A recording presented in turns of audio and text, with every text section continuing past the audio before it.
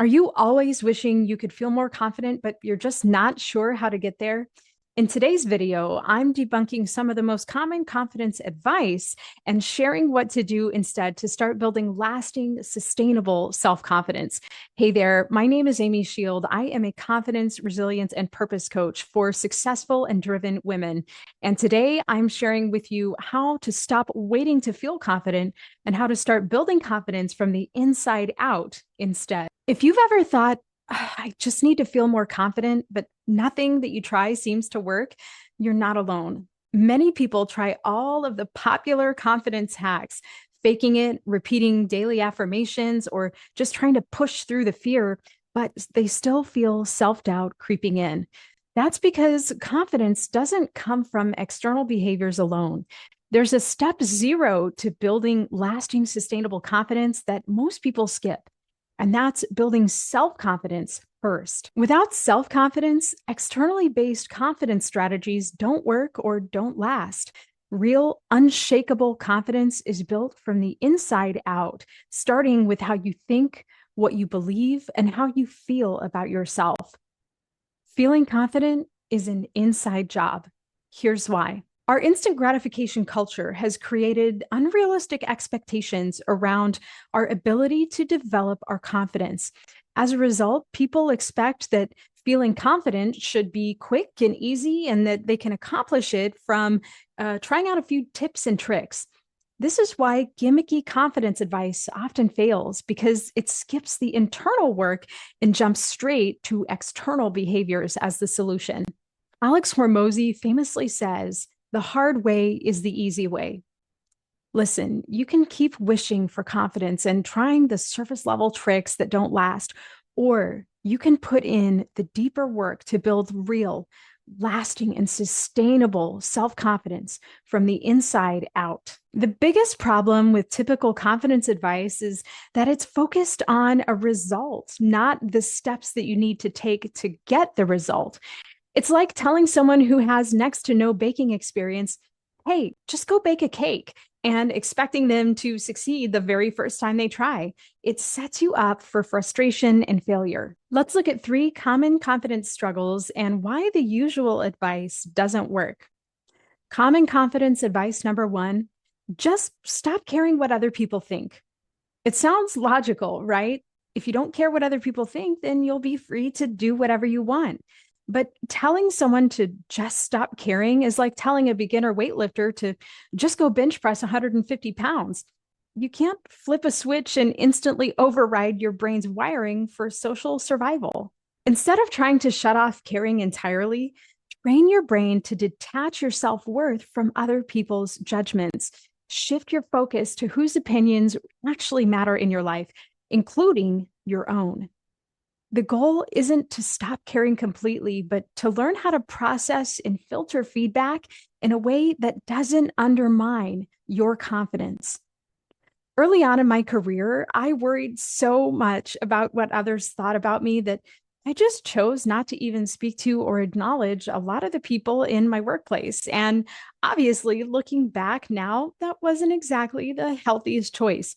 However, I was able to overcome that ongoing fear and worry and build healthy relationships when I rewired my brain to stop focusing on what other people thought of me all the time. Common confidence advice number 2, just speak up more. A common belief is that the more you practice speaking up or doing something else that scares you or that intimidates you, the more confident you'll feel. And that is partially true. But while practice is valuable, if you already really struggle with speaking up or whatever the other intimidating activity might be, forcing yourself to do it without first starting to shift your mindset and your inner beliefs can make the experience even more stressful. Instead of easing your self doubt, it can actually reinforce it. True confidence in speaking up doesn't start with forcing words out of yourself. It starts with believing that what you have to say matters and that even if your comments aren't well received, you'll take care of yourself and you'll be okay in the end. Rather than focusing on external bravery, work on building self-trust internally. Learn to separate discomfort from actual danger and recognize that your voice, is valid, even if you don't receive immediate affirmation from other people. There were so many times in my past where I didn't speak up because I was worried about sounding stupid or my idea being rejected or another person judging me. And here's the thing. I chose to start believing that if I don't share it, I'll never know. If I don't share it, it can't be adopted or discussed or improved upon to help reach whatever goal is in front of me and the other people in the group. If I don't share what my thoughts are, what my ideas are, my opinions, then I can't have a positive impact on my loved ones, on my community, and the world. And for me, that is worth the risk of sounding stupid or being rejected or being judged. Because at the end of the day, what other people think about me is none of my business anyway. And what other people think about you is none of your business either. So you be you. You keep doing you. You keep being who you are. And yeah, by the way, I've shared some ideas or said some things that weren't great because guess what? I'm human. Surprise.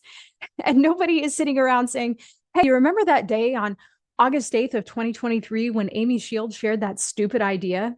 And if they are sitting around doing that, that's their problem, baby. That's not mine. So stop waiting for external validation and start working to believe for yourself that your thoughts are worth sharing. Common confidence advice number 3, just take the leap. You'll feel confident afterward. There's a belief that confidence follows action. So if you just force yourself to do something scary, you'll eventually feel more confident. While action and practice do build confidence over time, the real problem isn't lack of experience, it's lack of self-confidence. People don't avoid opportunities because they lack confidence. They avoid opportunities because they don't trust themselves to handle whatever comes up if they give it a shot. Confidence is based on your past. Self-confidence is based on your future and your trust in your ability to handle it. Instead of waiting until you feel ready, focus on developing self-confidence and focus on developing self-trust. And that way, you trust yourself to handle whatever comes up as a result of you giving it a shot. When you trust yourself to handle the outcome, whether it's good or bad, opportunities feel less risky and confidence naturally follows as a result. I spent my 20s and most of my 30s avoiding opportunities that stretched me outside of my comfort zone because I thought that I wasn't ready. But once I built self-confidence, I realized that ready wasn't a feeling that I needed to feel before I tried something. Instead, I worked to believe in my ability to figure things out along the way, and then worked to make choices that were action-oriented. So working on believing in myself and trusting myself to handle whatever comes up, and also working on making action-taking a habit. Those are the 2 things that are going to help you build internal self-confidence that will translate into outward-facing confidence in the world. Let's talk about how to build self-confidence from the inside out.